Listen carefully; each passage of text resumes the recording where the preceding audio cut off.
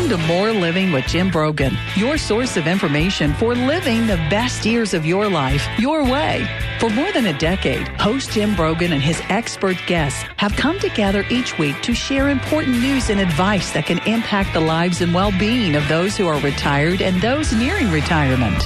Learn about issues like health and fitness, financial planning, Social Security benefits, investment advice, and more. And now, here's the host of More Living, Jim Brogan.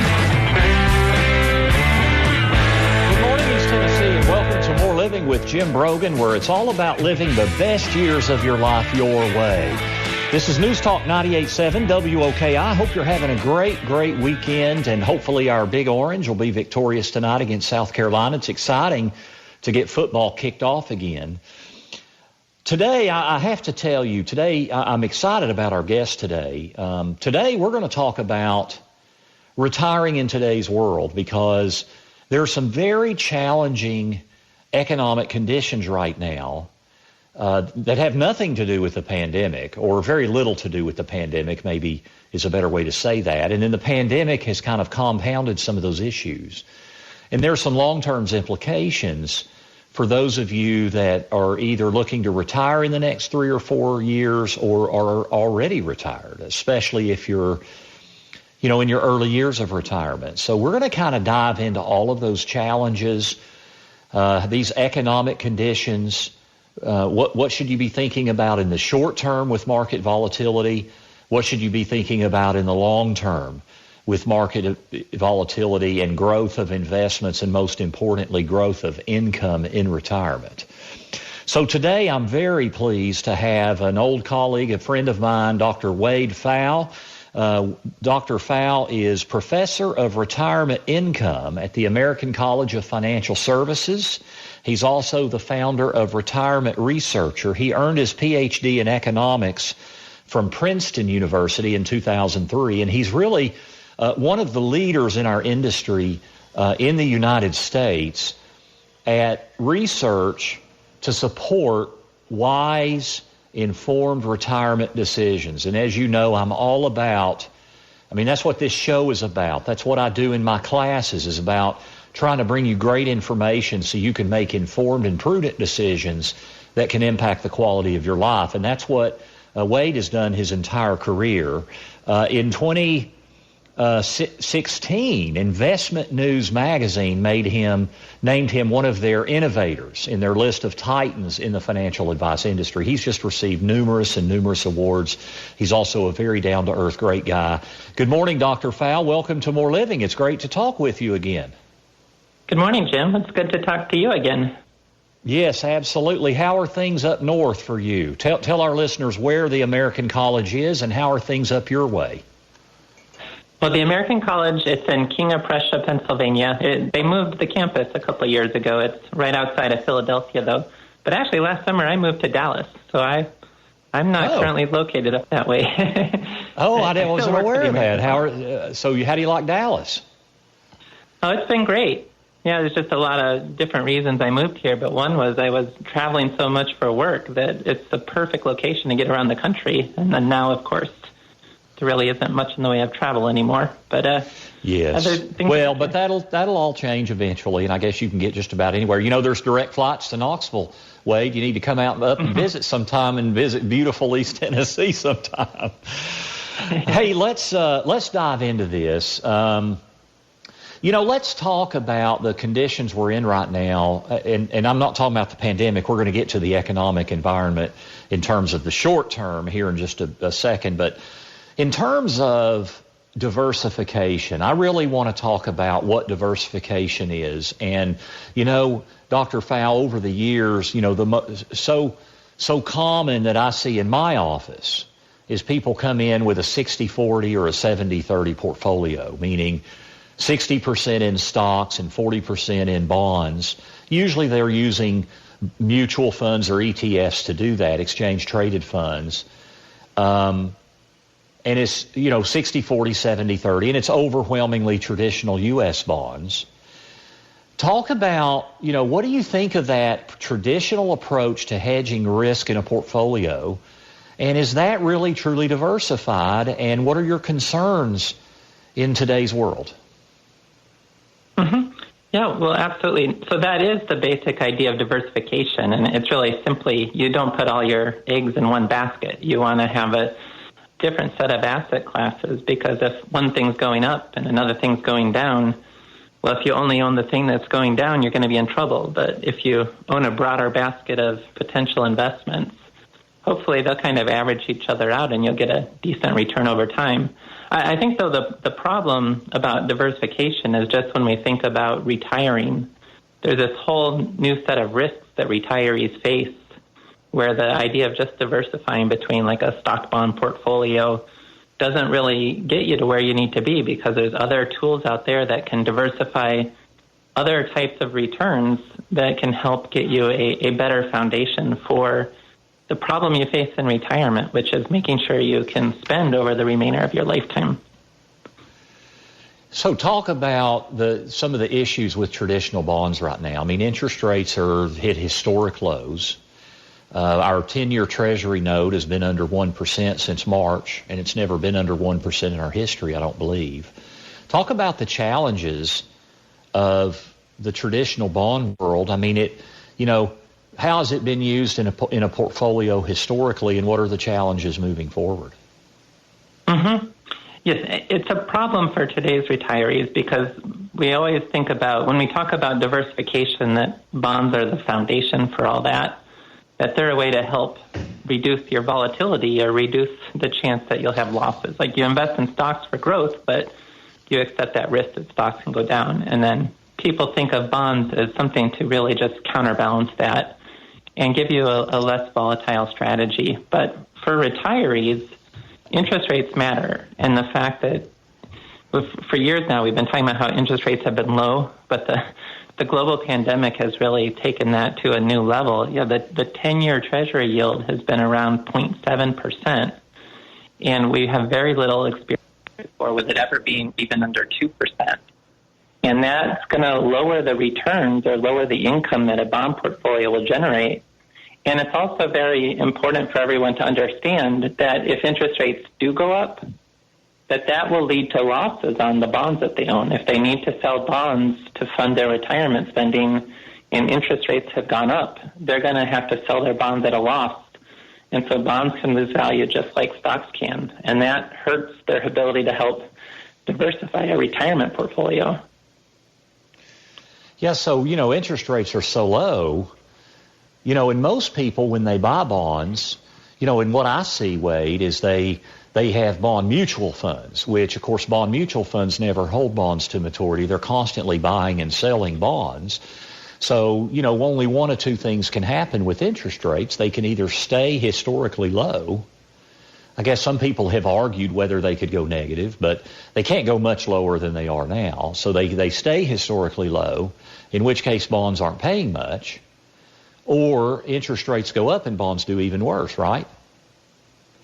Yeah. If they just stay low, that means if interest rates never change again and you buy a 10-year bond today and hold it for 10 years, that yield, that 0.7% or so that it's offering, that will be your return for the next 10 years. If interest rates subsequently go up and you need to sell that bond before maturity, or you otherwise, as you say, hold a mutual fund that's trying to keep a collection of bonds averaging at about the same date of maturity, that's going to have losses. And then if you have to sell shares of that fund to cover your retirement spending, then again, you're going to have to sell those at a loss as well, just like the risk of the stock market. Well, I'll tell you what, I do want to mention to our listeners, we have a video.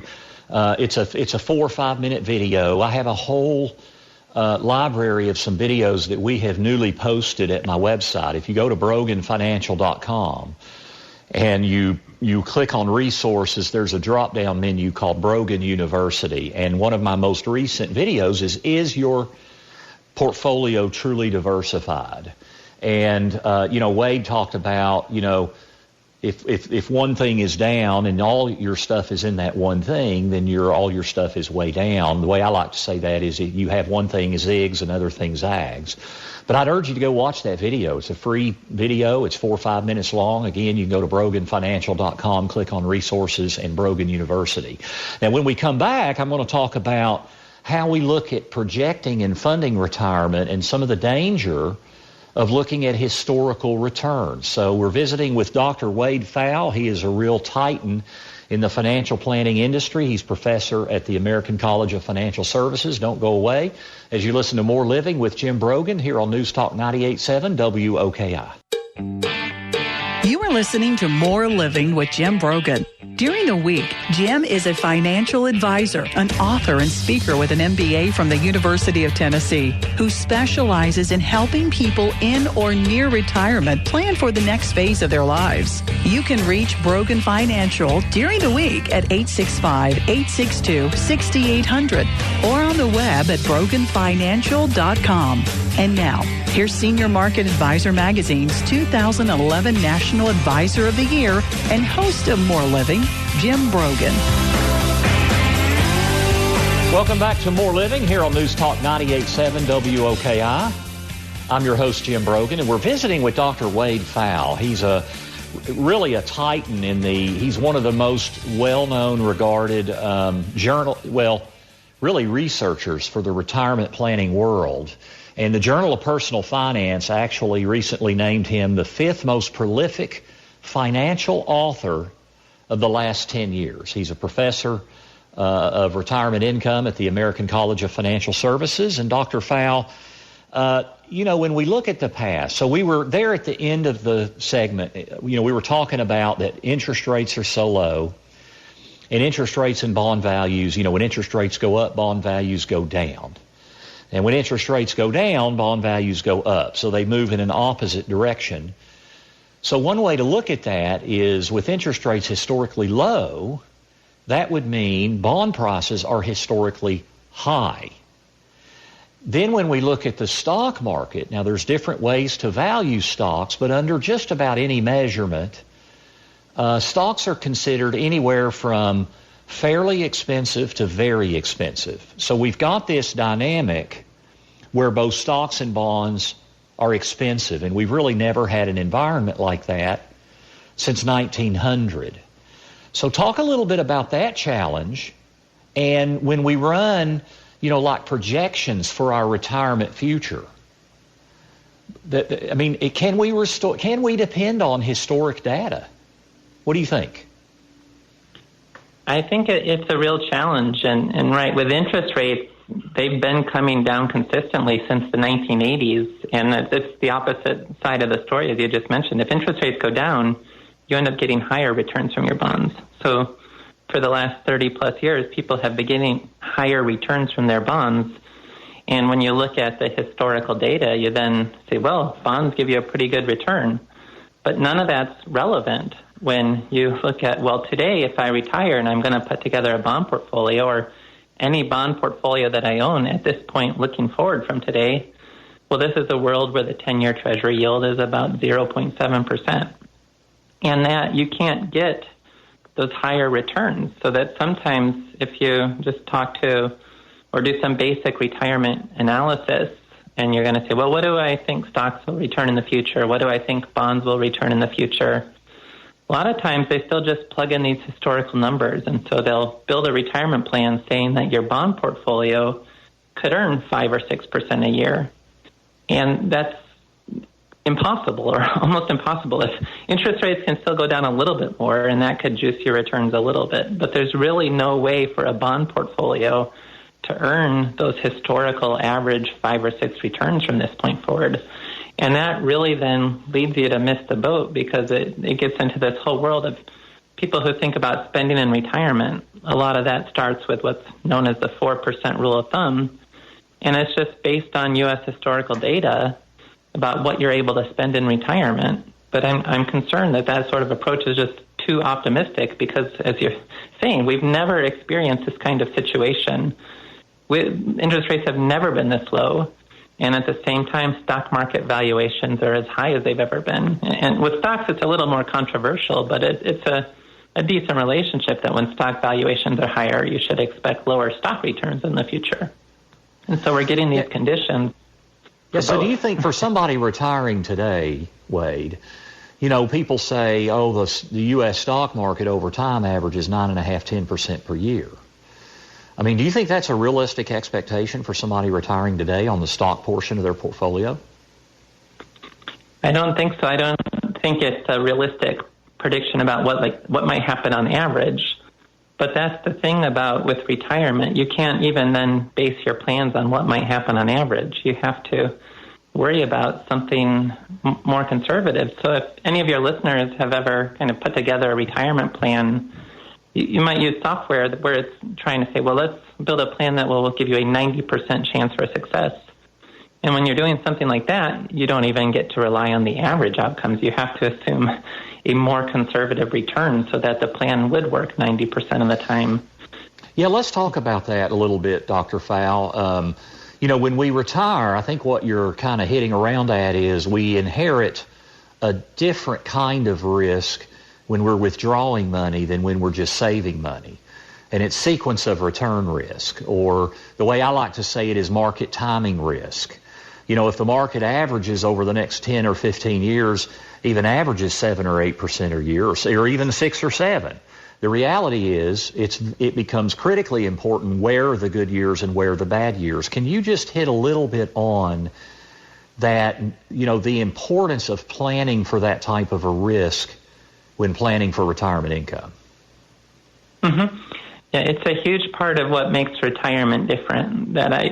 We have this idea of stocks for the long run, and it's just this idea that if you can hold on to a diversified portfolio of stocks for long enough, you should do fine, that stocks should eventually outperform bonds. There's this, it's called the risk premium, this idea that by taking the risk with stocks, you can expect higher returns over time. But the issue with, when you start to spend from your portfolio, even if I have a 30-year-long retirement, I can't really say, well, if stocks are going to do fine over 30 years, then I should be fine. It's specifically what order do the returns come. And if there's a market downturn early in retirement, and I'm having to sell from my portfolio to fund my expenses, and so I'm having to sell at a loss and consume my principal, not able to just spend from the gains from the portfolio, then that starts digging a hole for my portfolio that even then, if the market subsequently recovers, my portfolio doesn't have a chance to recover. And so a retirement outcome, even for a 30-year retirement, the amount I can spend could be a lot less than suggested by what the average market performance was over my retirement, because it's just more dependent on what happens early on rather than what happens on average over the whole retirement.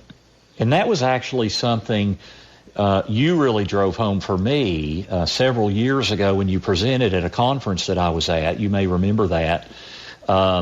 When you talked about, you looked at the data that if retirees live for, let's say, 30 years in their retirement, over 80% of the outcome is determined in the first 10 years, and over 50% of their outcome is determined in the first 5 years. In other words, when you're pulling money out and you're spending money from your portfolio, that first 5, it's so critically important that you don't have a huge hit to your savings in those first 5 to 10 years, right?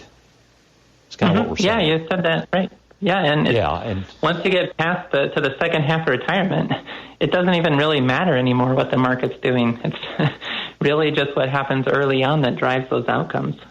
Now, we're visiting with Dr. Wade Pfau, Professor of Retirement Income for the American College of Financial Services, one of our leading experts today in the entire United States, especially for financial advisors, financial planners, and people that really help people specifically with retirement. I believe, Dr. Pfau, that people can have a retirement plan to reduce that risk, of what if they retire into a bear market in those first 5 years. And I'm a big believer of sequencing income. I like to think of putting our assets in two different buckets. One bucket is safe money, and that's money that's either stable or protected. Now then, of course, we got to look at who's backing the guarantee if it's protected, but it's either, in other words, it's money we can count on being there. So your traditional bond funds do not go in that category, but then you have your risk investments that provide more long-term growth. So I think it's crucial. You mentioned, Dr. Pfau, that you don't want to spend money. You don't want to sell investments and spend that money when they're significantly down. So from my view, you need at least 5 years worth of income that you can draw from things that are safe and stable. And in an ideal world, you'd have 7 or 8 years so you can give those risk investments time to go through ups and downs. Can you just comment about that approach to income planning and to try to minimize that sequence of return risk? Mm-hmm. Yeah, that's definitely one of the core ways to help manage this sequence of returns risk. That if you, and this has come up a little bit, like if you hold a mutual fund, there's no way to avoid losses. If you're really purchasing individual bonds or things to put in that short-term bucket that you're going to hold to their maturity date, you can kind of get away with ignoring interest rate fluctuations, because when the bond matures, you'll get the face value back.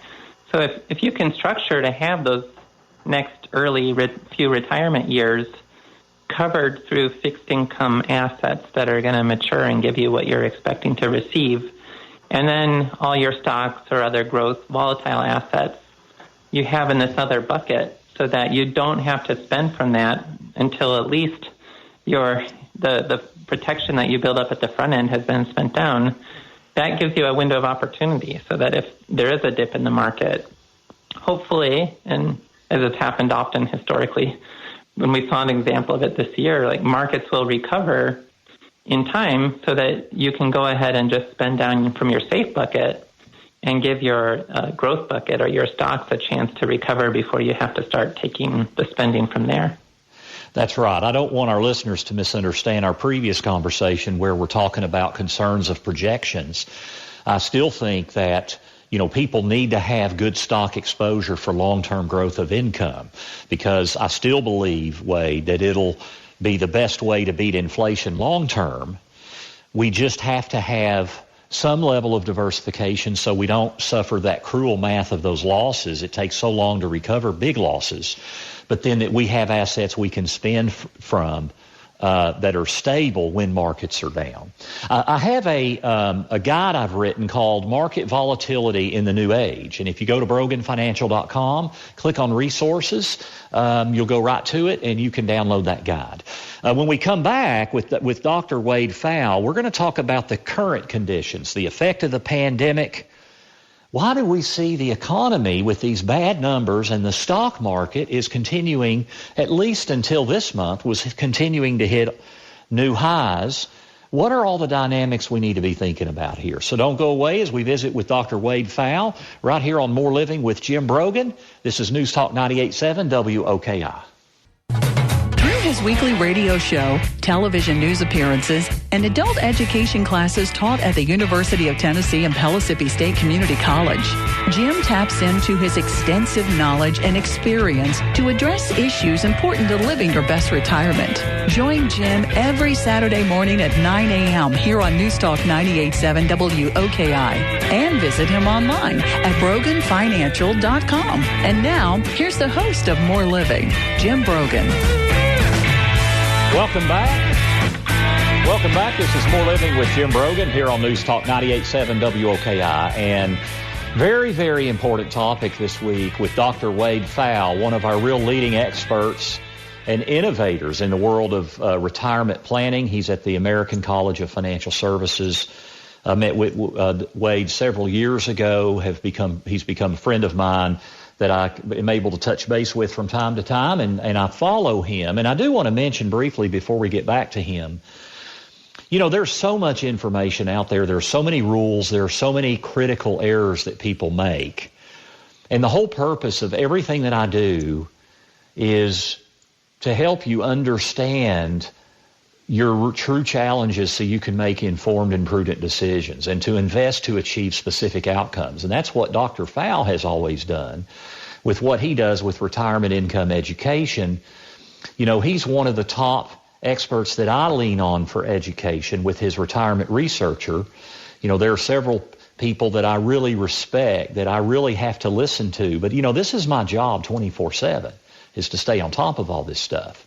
So I do want to mention one of the leading ways that I try to keep you informed is the classes that I teach. And my next class is at Pellissippi State Community College. Now, it's this Tuesday. So it's the next 2 Tuesdays.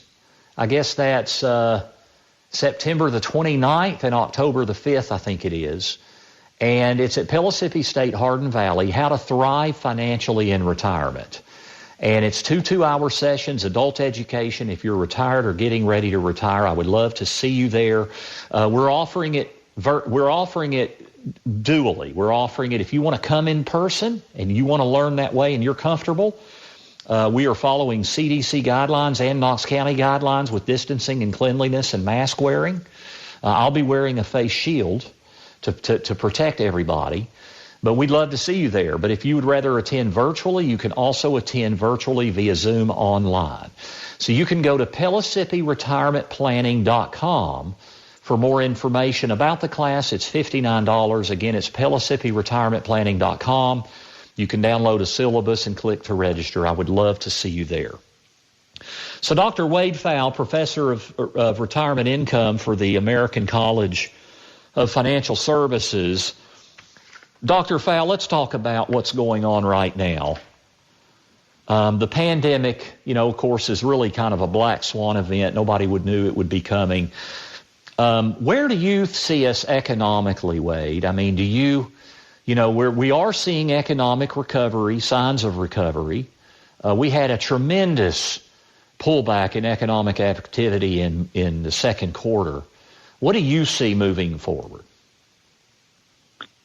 Well, I mean, it's tough to know, and certainly we could be in a situation where things do recover and so forth, but still lost in the mix of all that is, at this stage, a lot of people are going to be forced into an involuntary retirement earlier than they may have anticipated, just as the economy sort of restructures and gets back on track. Not everyone will either be able to find as high a paying job as they've had before, or just people who are getting close to retirement may struggle to find a new job. And so it creates more hardships no matter what happens for people near retirement, where they have to make sure that they have a foundation. And then we were already talking about the interest rates.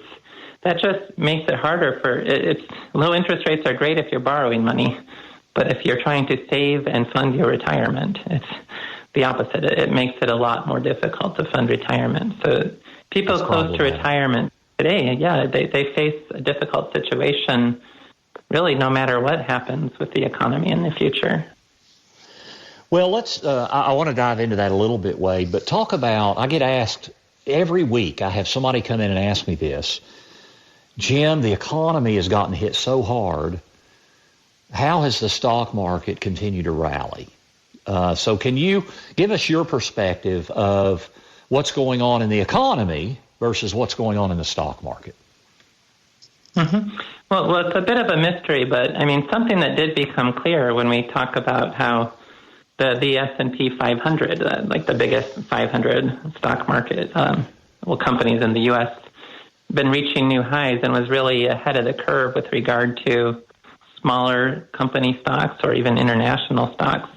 But that was really just being driven by these 5 largest technology stocks, the Microsoft and the Amazons and Facebook and Apple and the Google Alphabet company, that they were driving it all. and they really can benefit from everything going online and people becoming more reliant on technology. It's like the biggest companies, these mega huge companies, can consolidate and benefit from all this, even if every other company faces trouble. And that was the case. It was these 5 companies were driving the growth. And if you took them out and just looked at the other 495 companies, they were not doing as well. And so that, I think, partly was masking it. So maybe it's not giving a real... Yeah, so maybe it's not giving a real true picture. I think I saw something, Wade, correct me if I'm wrong, but that as of the end of August, the 5 stocks, technology stocks you mentioned, were up, I think, close to 40% year to date, and the other stocks, the other 495 stocks in the S&P 500 were down 5%, I think is the number I saw. Does that sound right? Yeah, that sounds right. And just to be clear so that people understand that it's a market capitalization weighted index. So the fact that those 5 companies are such huge companies, they get more weight. And that's how, when you put the 5 companies against the others, you see these positive growth for the overall index. Now, the flip side is the market has continued, even at minus 5% for all the other stocks, that's not too bad considering everything that's been going on. So our government, we've had massive federal stimulus from Congress, and our Federal Reserve has shown a willingness and telegraphed a willingness to do anything necessary that they can to try to prop up the economy in the short term. And actually, and I've talked on this show, Wade, have really taken some unprecedented actions in a few instances to help prop up the economy. And there have been some articles that have been written that basically say, don't ever bet against the Federal Reserve. So how much do you think the policy of the Federal Reserve specifically, but also the economic stimulus, is having an impact here? Well, it surely does help to continue to use those tools of monetary policy. I think that what that leads people to worry about is what are the long-term ramifications for inflation as the Fed continues to try to prop up the economy with this stimulus and with the lower interest rates and the trying to push even negative or just putting more money into the economy. But still, when we look at the best indicators we have in the economy about future inflation, markets don't expect inflation to pick up. And I think that's another puzzle as well about why is the stock market doing so well? Why do the markets not anticipate higher inflation in the future? When all this is happening, this kind of support to try to prop up the economy through this stimulus, it's really a puzzling situation about everything going on in the economy. So one thing that underscores to me, Wade, is that in the short term, the stock market is a crapshoot. And so, a lot of people, we have a lot of potential for volatility and uncertainties right now. We got the pandemic. We've got unrest, rioting all over the country. We've got a presidential election. Our situation in Washington, D.C. is maybe as toxic, certainly as it's ever been in my lifetime and most of our listeners' lifetimes.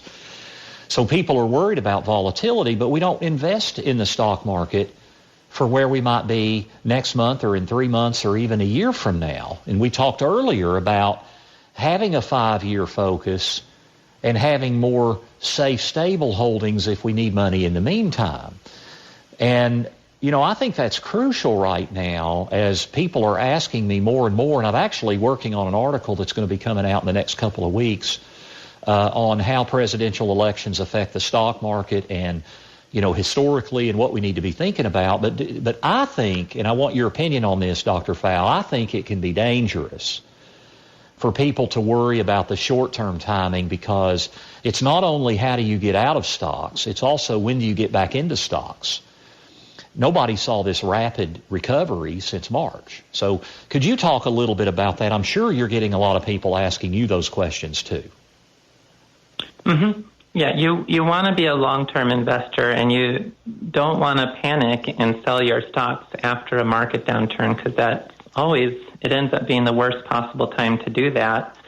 And so that's why you need to figure out what's the appropriate amount of risk to take. And also, if you're retired, as you're saying, that's where you have that bucket idea where you have the bonds to cover your short-term expenses so that you don't have to worry about selling the stocks. We had the classic example with the financial crisis in 2008. The people who left the market by early 2009 missed the next 10-year bull market. And we have a new example. The market started going down in late February into mid to late March. If you just said, okay, I've had enough, I'm leaving the stock market in March, you missed that subsequent unbelievably fast recovery where the market was once again reaching new highs. And you can't time those things. If you miss those gains, you sell after your losses and then you miss the gains, that is going to be a really bad outcome. And so it's best to just figure out what's the amount of stocks I can comfortably hold and still sleep at night and not panic and not pull the trigger and sell everything if the markets are going down. That's going to lay a better foundation for long-term success. And then I would just add, having in your market portfolio, you've got diversification where you're not just in stocks. So you're in, asset classes that when one zigs, another zags. So if the market's down 40% in an average bear market, you're not down 35 or 40%. Hopefully you can lose less money in the market decline. Now, if you do that, you're probably going to make less when there's a market boom. So investing to me is very much about balancing risk and reward. I'll tell you what, there's been important legislation. In December, Congress passed and the President signed into law the Secure Act, which affects retirement planning today, and it affects estate planning. And so I want to get into some of that in the last segment, so stay tuned as we visit with industry leader Dr. Wade Pfau here on News Talk 98.7 WOKI. You're listening to More Living with Jim Brogan. Thank you for listening to More Living with Jim Brogan. If you miss any of today's show or want to listen to it again, visit broganfinancial.com, where you can access the podcast and other educational materials to help you in your journey through retirement. And now, here's Senior Market Advisor Magazine's 2011 National Advisor of the Year and host of More Living, Jim Brogan. Welcome back. This is More Living on News Talk 98.7 WOKI. A very important topic, the challenge of retiring in these conditions, not just pandemic related, but with where stock and bond prices are. We're visiting with Dr. Wade Pfau. He was named the 5th most prolific financial author in the last 10 years by Journal of Personal Finance and the 10th most prolific author in the last 30 years. He's a real titan in the industry. He's professor of retirement planning at the American College of Financial Services. Dr. Pfau, I mentioned legislation. So the Secure Act was passed in December, and it fundamentally changed some things about retirement. Now, I want to focus specifically on how it affects retirement planning. So can there were some things in for younger folks. They're trying to give more people access to retirement account savings earlier on. But talk about can you hit the highlights of what investors, retirees, or soon-to-be retirees need to be aware of with the Secure Act? Mm-hmm. Yeah, absolutely. So one positive change for retirees was that the age that you have to begin taking required minimum distributions from your IRAs or your other 401ks and so forth, that changed from 70 and a half up to 72 now. And now we know with the global pandemic and the CARES Act, people don't have to take the required minimum distribution in 2020. But once we get over this emergency situation, it's now 72 in the future. So that was a positive. The other aspect that impacts retirees more, it's more of a negative, and that relates to if you don't end up spending all the money in your IRAs and 401ks in retirement. So that becomes an asset that, say, your adult children inherit from you. They've made the way those accounts have to be distributed much less attractive. So that if I have, say, an adult child inheriting the rest of the assets in my IRA, in the past, that person could then distribute from the account and pay taxes on the distributions over their expected remaining lifetime. And that's now been changed to they just have a 10-year window where they have to make sure they fully deplete the account within 10 years. Now, to the extent that adult children inheriting these assets are doing so in their peak earning years, like people usually have their highest incomes getting into their 50s or so. And if that's also the 10-year band where they have to deplete these accounts, that can push them into higher tax brackets and then have to pay higher taxes on what they inherited.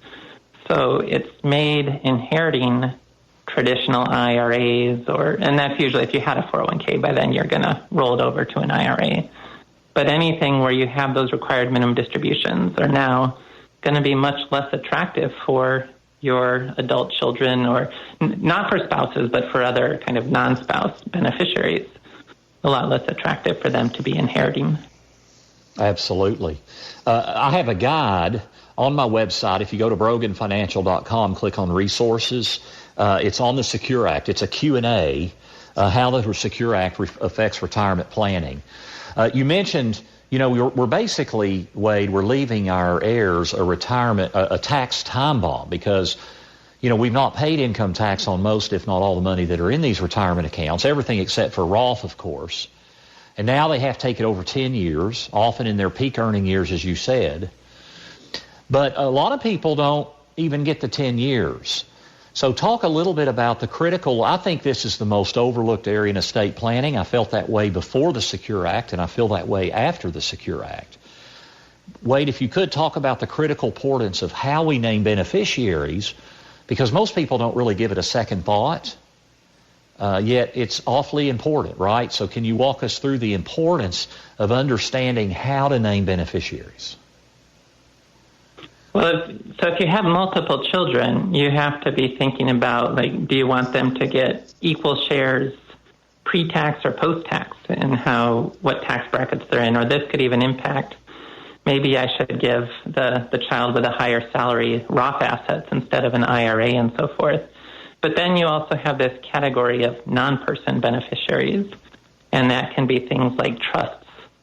And then that gets a lot more complicated, but the basic idea about a non-person beneficiary, unless you can find a workaround, is they just have a 5-year window instead of even a 10-year window to distribute those accounts. So that can then push up taxes much sooner. And again, it's the same kind of issue about, well, what are the tax rates that the beneficiaries from the trust are going to be paying on those distributions? Yeah, so I'll just kind of piggyback there. Naming trusts with the new 10-year rule on payout is naming a trust as beneficiary becomes even more complicated, because what is the money going to do when it gets into the trust? How is it going to be taxed? Is it going to flow out and be taxed to the beneficiary, or is it going to stay in the trust and be taxed at very, very disadvantageous trust tax rates? There are ways to write trusts where they qualify for the 10 years.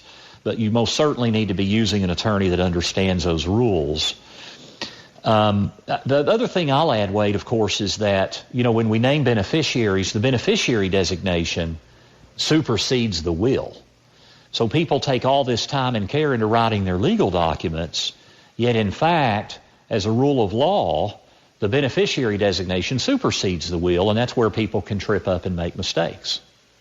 Mm-hmm. Yeah, you've created a trust, but you have to fund it. And if you say in the will to fund the trust with your IRA, that has no impact if the beneficiary designation on the IRA is not to the trust. The other thing is people who have trusts from the past, some of them may have the way the distribution works is, well, you have to take out the required minimum distribution, and that was based on that lifetime stretch.